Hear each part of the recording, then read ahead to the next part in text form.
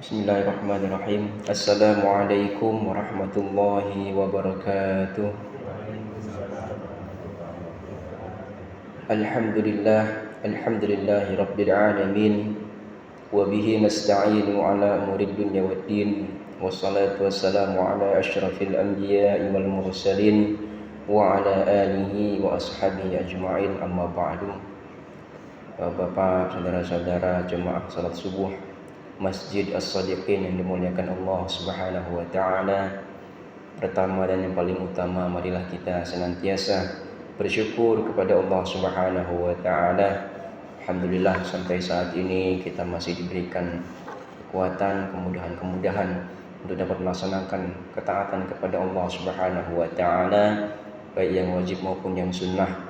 Mudah-mudahan amal ibadah kita senantiasa diterima oleh Allah Subhanahu wa taala. Amin, Allahumma amin. Salawat serta salam tak lupa kita sanjung agungkan kepada Nabiullah Muhammad sallallahu alaihi wasallam, yang mana syafaatnya sama-sama kita nantikan di yaumil akhir kelak. Mudah-mudahan kita diakui sebagai umatnya dan di akhirat nanti mendapatkan syafaat dari beliau sallallahu alaihi wasallam atas izin Allah. Amin, Allahumma amin. Hadirin rahimakumullah, salat adalah ibadah pertama yang akan dihisab di hari kiamat. Nabi sallallahu alaihi wasallam bersabda, "Inna awwala ma yuhasabu bihil 'abdu yaumal qiyamati as-shalah. Fa in shalihat faqad aflaha wa anjah, wa in fasadat faqad khaba wa khasira." Sesungguhnya amal seorang hamba yang pertama kali dihisab pada hari kiamat adalah salat. Jika salatnya baik, maka ia beruntung dan selamat. Jika salatnya rusak, maka ia celaka dan merugi. Hadis riwayat Tirmidzi nomor hadis 413. Yang pertama yang perlu kita pahami dari salat ini adalah menyempurnakan gerakannya. Nabi SAW mengajarkan kita untuk salat dengan penuh ketenangan. Beliau bersabda, "Shallu kama ra'aitumuni usolli." Salatlah kalian sebagaimana kalian melihat aku salat. Hadis riwayat Al-Bukhari. Artinya setiap gerakan harus tenang dan tumak-ninah.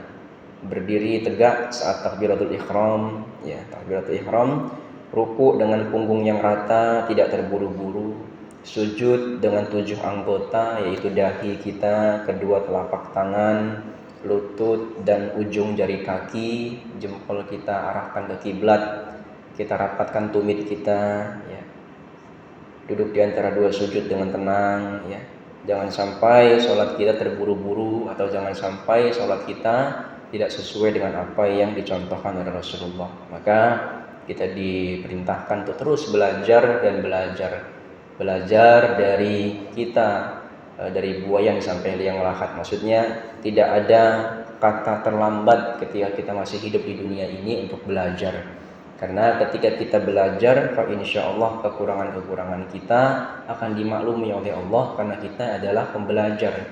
Yang menjadi kesalahan adalah ketika kita tidak mau belajar. Nah, ketika kita tidak mau belajar, maka kita dianggap sudah bisa. Nah, ketika kita sudah bisa tapi kita salah, nah ini yang menjadi suatu hal yang perlu kita hindari. Maka dengan adanya kita belajar, itulah caranya agar kita dimaklumi kekurangan kita. Kemudian selain kita menyempurnakan gerakan, kita juga diperintahkan untuk menyempurnakan bacaan. Jadi bacaan ini dengan cara yang tartil, tidak terburu-buru dan sesuaikan dengan tajwid dan makhraj pengucapan yang benar.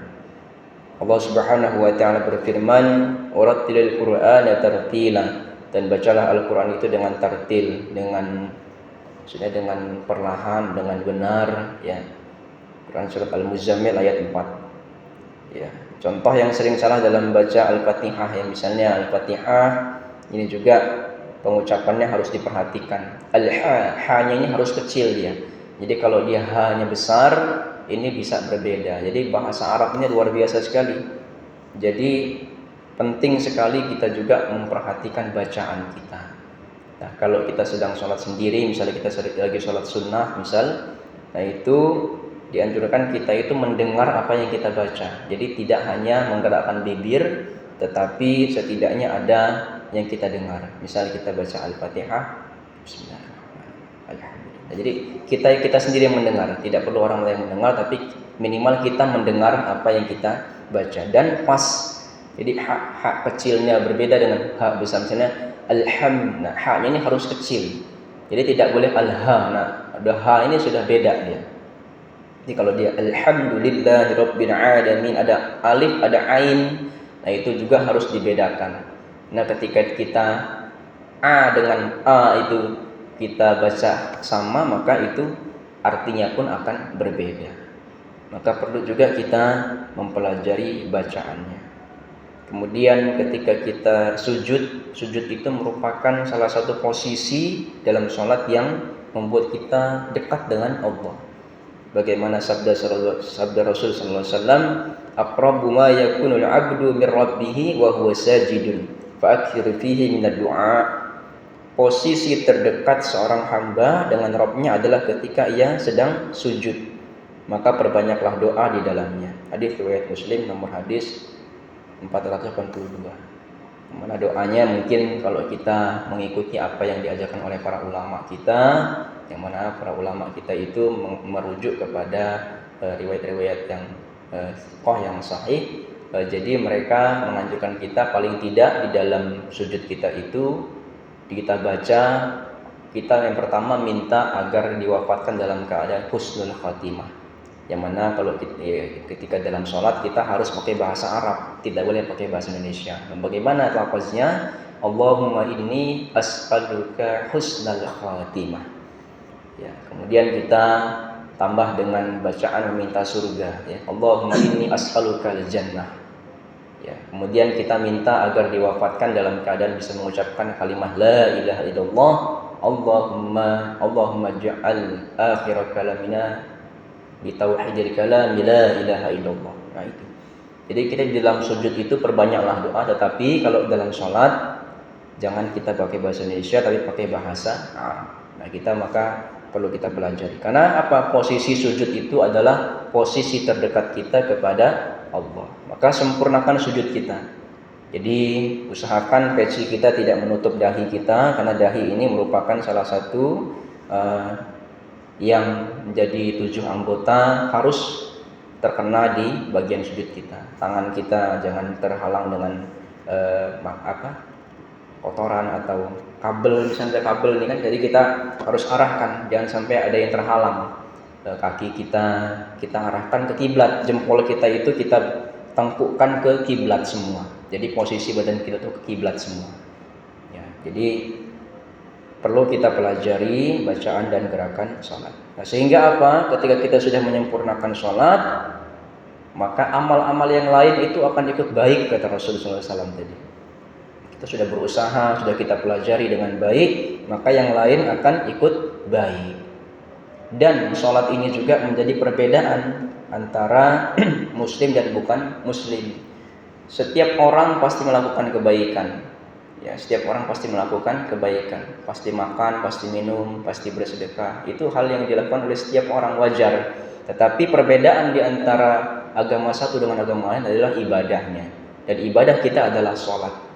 Sholat inilah yang menjadi pembeda antara muslim dan yang bukan muslim. Maka marilah kita senantiasa terus mempelajari sholat ini.